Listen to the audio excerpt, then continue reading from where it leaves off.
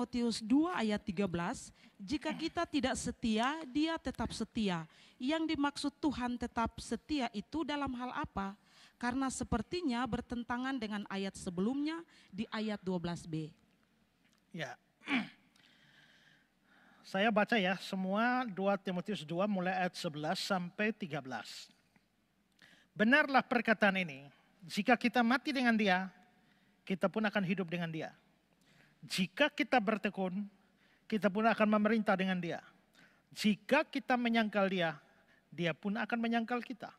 Jika kita tidak setia, dia tetap setia. Karena dia tidak dapat menyangkal dirinya. Nah, ayat 13 mengatakan, jika kita tidak setia, dia tetap setia. Maksudnya tidak setia ini, kita tidak setia dalam hal apa? Ya. Ada penafsiran mengatakan bahwa tidak setia di sini itu diartikan murtad.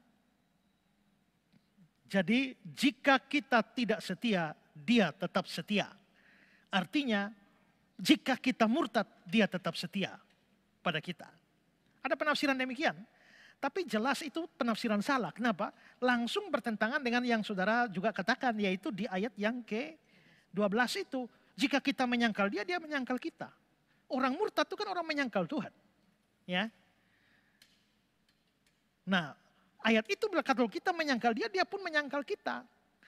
Nah, dari situ memang bisa muncul pertanyaan, lah bagaimana dengan Petrus? Kan Petrus menyangkal Yesus. Apakah Yesus menyangkal Petrus? Yesus tidak menyangkal Petrus. Apa ayat ini salah? Tidak. Karena yang dimaksudkan dengan penyangkalan di sana itu bukan penyangkalan sementara seperti yang terjadi pada Petrus. Itu penyangkalan permanen. Di mana orang menyangkal Yesus sampai dia mati. Nah, kalau orang menyangkal Yesus sampai dia mati dalam penyangkalan itu, maka Yesus pun akan menyangkal dia. Orang murtad sampai menyangkal Yesus, ya sudah Yesus juga menyangkal dia. Jadi di sini menurut saya tidak bisa diartikan kita tidak setia itu dalam pengertian murtad. Juga kalau kita membaca ayat-ayat Alkitab tentang kemurtatan, justru kecaman yang kuat itu diberikan terhadap dosa kemurtatan. Jadi tidak bisa diartikan di sini murtad, jika kita tidak setia atau jika kita murtad maka Tuhan tetap setia kepada kita. Tidak bisa, ya. Nah, kalau begitu apa artinya kita tidak setia dalam hal ini, ya, dalam ayat ini ya. Nah, ini menurut saya menunjuk pada ketidaksetiaan kita dalam konteks kita orang percaya. Kita masih orang percaya. Saya masih percaya kepada Tuhan. Tidak berubah percaya saya. Tapi dalam hidup hari-hari saya banyak tidak setia. Saudara juga masih percaya Tuhan. Tapi dalam hidup hari-hari banyak saudara tidak setia. Bahwa ada orang masih tetap orang percaya. Tapi ternyata tidak setia. Itu ditunjukkan dalam banyak bagian kitab suci. Misalkan dalam paling menyolok itu dalam kitab Esra. Kita tahu bahwa di dalam kitab Esra persoalan terutama di kalangan orang Yahudi adalah mereka kawin campur. Mereka kawin campur dengan bangsa-bangsa lain yang dalam konteks pada waktu itu dilarang. Ya. Nah, umat Israel pada waktu itu yang pulang dari pembuangan, mereka itu orang percaya Tuhan. Tapi ternyata mereka melakukan dosa kawin campur. Nah, dosa kawin campur itu dianggap sebagai bentuk ketidaksetiaan kepada Tuhan. Misalnya dalam Esra pasal 9 ayat 2 ya. Karena mereka telah mengambil istri dari antara anak-anak perempuan orang-orang itu untuk diri mereka sendiri dan anak-anak mereka. Sehingga bercampurlah benih yang kudus dengan penduduk negeri. Bahkan para pemuka dan penguasa yang lebih dahulu melakukan perbuatan tidak setia itu. Lalu ayat 4 dari Esra 9. Lalu berkumpullah kepadaku semua orang yang gemetar karena firman Allah Israel. Oleh sebab perbuatan tidak setia orang-orang buangan itu. Lalu Esra pasal 10 ayat 2. Maka berbicaralah Sekanya bin Yehiel dari Bani Elam. Katanya kepada Esra, kami telah melakukan perbuatan tidak setia terhadap Allah kita. Oleh karena kami telah memperistri perempuan asing di antara penduduk negeri. Lalu ayat 6 dari Esra 10 ya. Sebab ia berkabung dengan orang-orang buangan itu. Telah melakukan perbuatan tidak setia. Maka bangkitlah Imam Esra lalu berkata kepada mereka, kamu telah melakukan perbuatan tidak setia karena kamu memperistri perempuan asing. Esra 10 ayat 10.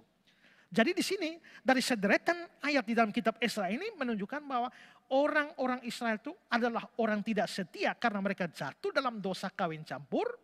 Tapi tetap kelihatan bahwa mereka itu bukan orang murtad. Mereka orang yang masih percaya kepada Tuhan. Orang percaya yang tidak setia karena melakukan dosa seperti itu. Contoh lain yang menyolok adalah Musa. Kita semua tidak meragukan bahwa Musa adalah orang percaya. Harun juga orang percaya. Tapi dalam Ulangan 32 ayat 51 dikatakan begini. Oleh sebab kamu telah berubah setia terhadap aku. Di tengah-tengah orang Israel dekat mata air Meriba di Kades di padang gurun Sin. Dan oleh sebab kamu tidak menghormati kekudusanku di tengah-tengah orang Israel. Ini Tuhan kasih tahu.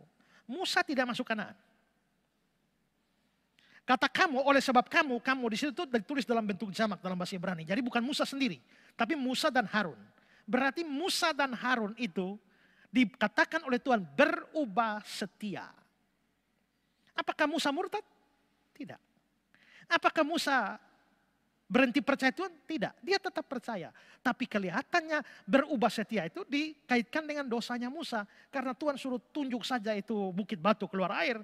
Musa karena emosi lalu pukul. Maka itu dosanya Musa. Ketidaktaatan Musa dianggap oleh Tuhan sebagai tidak atau kamu telah berubah setia. Nah, dari sini kita bisa lihat bahwa ketidaksetiaan yang dimaksudkan dalam 2 Timotius 2 ayat 13 itu berkaitan dengan ketaatan terhadap firman dalam hidup kita sehari-hari. Termasuk kejatuhan kita. Ya, ada banyak contoh. Kita sudah benar-benar percaya Tuhan. Tapi sering tidak setia bukan? Tidak setia beribadah. Tidak setia baca Alkitab, tidak setia berdoa, tidak setia melayani, tidak setia beri persembahan, tidak setia dalam hal mengampuni, tidak setia dalam hal kesabaran, tidak setia dalam hal mengasihi, dan juga kejatuhan-kejatuhan dalam dosa lainnya. Semua itu adalah ketidaksetiaan. Tapi coba bayangkan, kalau gara-gara kita tidak setia dalam arti tidak taat begitu, Tuhan pun berubah setia. Kita percaya Yesus, tapi satu saat kita tidak beribadah, tidak setia beribadah. Dan Tuhan pun berubah setia, masukkan kita ke neraka. Kita percaya. Tapi ternyata tidak setia baca Alkitab, Tuhan kasih masuk kita ke neraka. Lalai berdoa, Tuhan kasih masuk neraka. Absen persembahan, Tuhan kasih masuk kita ke neraka. Lalai di dalam melayani, Tuhan masukkan kita ke neraka. Kalau model seperti itu tidak ada kita yang selamat.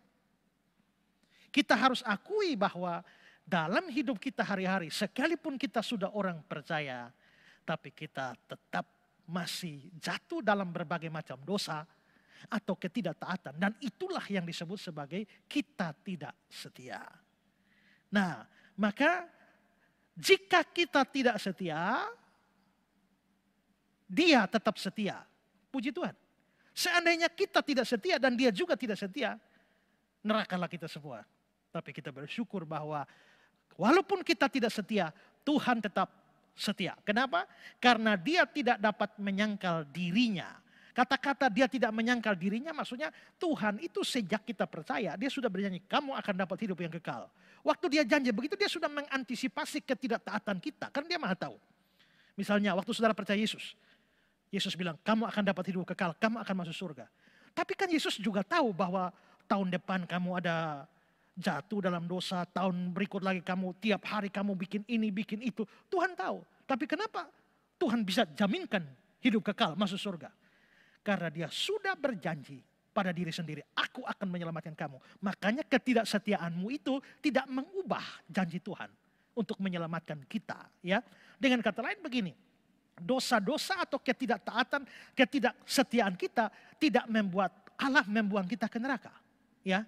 Ini bukan berarti rekomendasi buat kita dalam berbuat dosa, tidak. Tapi bahwa kita harus berusaha taat pada Tuhan. Tapi ternyata dalam usaha untuk taat pun kita sering kali jatuh kok. Ya, kita tidak mau, kita selalu menyanyi menyenangkanmu, senangkanmu. Pulang sampai rumah kita pukul istri, ya. Ternyata tidak menyenangkan Tuhan lagi, ya. Hanya ini kerinduanku. Ternyata mencuri. Ternyata kita tidak setia. Walaupun kita ingin hidup kudus, tapi kenyataannya kita jatuh juga. Ya. Nah, karena itu maka di sini firman itu mengajar bahwa keselamatan kita tidak tergantung dari perbuatan baik kita, bukan tergantung dari ketaatan kita atau kesetiaan kita yang membuat kita selamat. Keselamatan kita itu tergantung pada anugerah Tuhan dan kesetiaan Tuhan pada janji, karena dia tidak bisa berubah. Karena itulah kita bersyukur bahwa walaupun kita ini banyak cacat celahnya, tapi dia memberikan janji keselamatan. Dia tetap setia, dan karenanya kita bisa yakin bahwa kita punya kepastian keselamatan.